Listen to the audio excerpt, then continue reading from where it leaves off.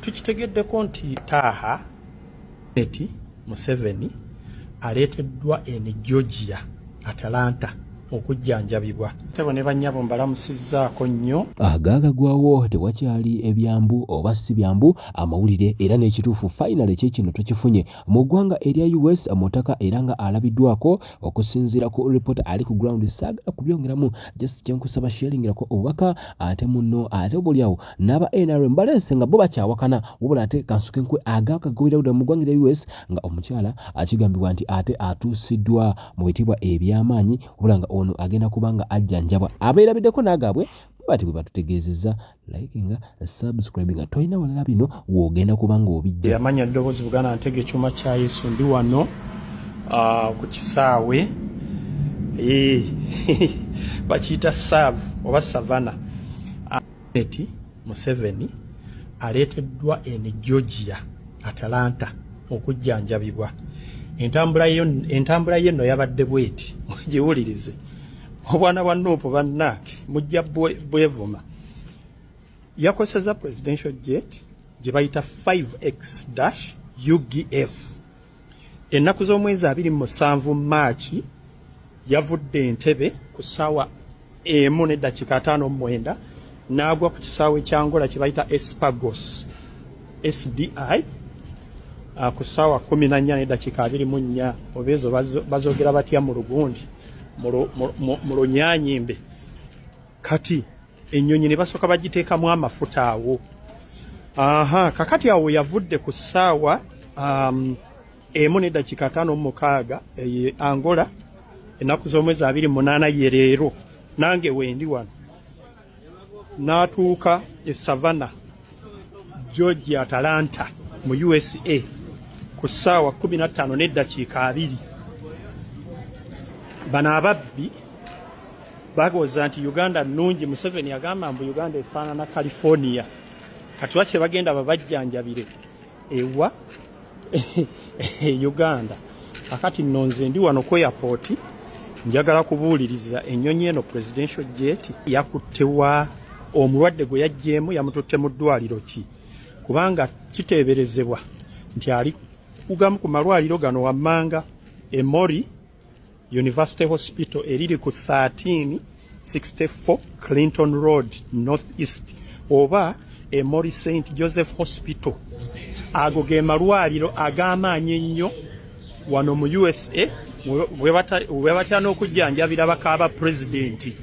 Kakati omuyaayi oyo Janet Kataha mukoomubbi w'obululu eyabba obululu bwa Bobi Wine ali wano. Nkoola ba comrades mwenna gye muli mujje muveeyo mujje tunoonye eddwaliro lino. Nze ntuuse ndi wano Georgia Atlanta ngezaako kukola survey work. Muveeyo ddwaliro lino tulabise tukwate ebipande. Museveni must go mujjanjaba mukoomubbi. Abaana b'abandi babasibye mu makomero. Oyo mukazi asse bangi, oyo mukazi asse bangi addeyo emulago bamujjanjabire emulago. So mukoomubbi va mu America dayo bakujjanjabire emulago. Ba comrades mujje tuteekewo embeera. Georgia Atlanta Kyuma kya Yesu Buganda Ntege. Bino bye bikulu byoteekeddwa okumanya ku bulwadde obuluma First Lady Janet Kataha Museveni. Kigambibwa mbu omukyalo ono abadde n'obulwadde buno obwa stress. Omukyalo ono kigambibwa mbu Museveni yasigala kumutwala ku mikolo naye nga ensonga ez'okwagala laavu kigambibwa mbu ebadde yakendeera. Mukyalo ono yafuna obuzibu obunene nti mwami Museveni yamugattako omukyala amanyiddwa nga Enid. Nga tukyali kweyo ensonga kituufu si kituufu bo abali ku ground bakukakasiza wala abali mu Uganda bo bagamba omukyala mu ggwanga mwali ebyonna ebyogerwa bigambo byanjwanjwa. Kati njagala nabo tubakuwe saagala ate gwagenda ogamba nti kubano ababiri ani alimba oli ali ku ground oba olwo ali ekamba. Nobert Events gemanya generational promoter. No video njikoze omutima mwennyamivu.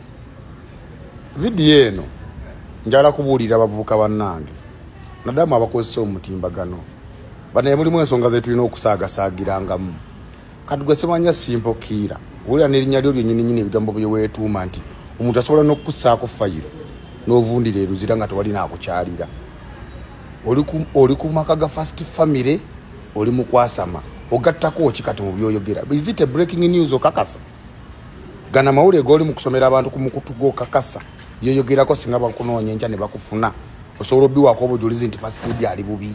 We are living in a time where truth is no longer just shared, it's manufactured. There is a war you cannot see, not of guns and bullets, a war where truth has been buried under headlines. Narratives are no longer discovered, they are designed. And the greatest battlefield today is not the streets, it's in the mind of the citizen. Today I stand to dismantle one such falsehood. The claim circulating over social media and media houses that there is an ongoing dialogue between the government and NUP to negotiate the safe return of His Excellency Bobi Wine is not true. Reports have indeed declared that quiet negotiations are ongoing to facilitate his return. But at the same time, Kyagulanyi himself has rejected that claim and declared that his return is a non-negotiable right, not something to bargain for. So we must ask ourselves, when truth and narrative collide, which side do we believe? Assalamu alaikum warahmatullahi wabarakatuh. Yenze Haji Aruno omusomi w'edduwa asangibwe Bulumagi ku luguudo lw'Ejjinja nkola ku bintu ebyenjawulo ng'emuli endwadde zitawaanya abantu aba bulijjo nkola ku abo bonna abalina ebizibu mu mukwano bw'oba olina ebizibu mu mukwano jangu gyendi neeyonera nsobole okumalira ensonga nkola ku mikisa egy'emirimu nkola ku abo abaagala okugenda ebweru muntu nk'okozesebwa amajiini okozesebwa saitwani ebyo byonna mbikolako osobola okozesa ennamba z'olaba ku screen oba okuweereza obubaka ku WhatsApp. Kukunda inidi kukunda mukyala Munyankole naye ng'ewaabwe gy'aviira ye Rukunjiri Rubabo ono teyeesa mu butaala teyeerabisa naye nga yendwadde esingidde ddala okumalawo Janet Kataha Museveni. Mujjukire maama wa Museveni yali Esteri Kukunda kwe. Kakati ne Inidi Kukunda ajja akola mu State House afuna omulimu mu buli ngeri yonna gye yagufunamu. Bamuwa omulimu atandika okukola mu State House eyo President Museveni gye yamulabira oyina erinnya ng'erya maama oyina erinnya lya maama ng'atandika okukakana nga Kukunda Inidi yeewangulidde Mwami Museveni. Kigambibwa mbu abantu bano babadde bafumbo. Mwami Museveni alina omukyalo omulala newankubadde nga tamutongozanga ntino mu customary marriage oba mu ngeri yonna emulaga ensi nti mukyala we naye ng'omukyalo ono abadde mukyala we era amuyinamu abaana babiri omuli n'omukyala amanyibwa nga Dr. Angela Kachishozi mukazi mukulu era ye muwala eyafumbirwa mutabani w'omugenzi Henry Tumukunde Jeno.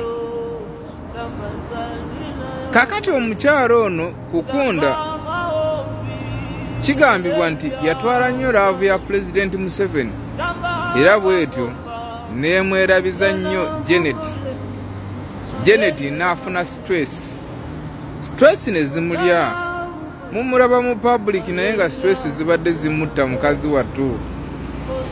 Omukazi yajja ng'alina erinnya lya maama takomye kwekyamututeko omusajja bwe yazaala omwana n'amutuuma Dr. Angela Nagasha. Janet muwalawe ye Natasha ono n'atuuma muwalawe Nagasha Kachishozi. Kati ng'alinga eyajja okumutwalako buli kimu Janet emirembe ne gimugwako era kigambibwa awo Janet we yatandikira okufuna stress ezo ezimuleetedde n'endwadde ey'omutima lwakweraliikirira omukyalo ono Inedi Kukunda atali mu mawulire talina gy'alabika wabula nga ye muntu omweteefuteefu okusigaza famire era nga wetwogerera alina abaana babiri mu Yoweri Museveni omu ye Inginiya Joel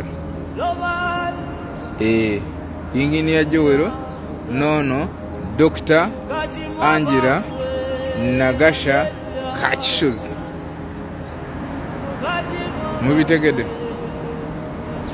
kwa nanga abyogede nange sibitegede.